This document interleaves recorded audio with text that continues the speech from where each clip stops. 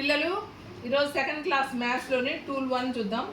Tooth paste, toothbrush, comb, antiseptic ointment, cotton, bandaid, nail cutter. అక్కడ నేను మీకు కొన్ని వస్తువులు అవి పెట్టాను. ఆ వస్తువులు దానివల్ల మనకు ఉపయోగం ఏమిటో మీరు చెప్పాలి. ఇప్పుడు నాకు హస్మిత్ నువ్వు చెప్తావా? చెప్పు.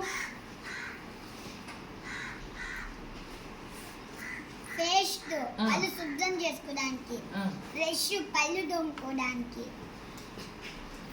కూంబు తల్లుకోవడానికి, ఆయిల్మెంట్ కుండకు పూసుకోవడానికి, కాటన్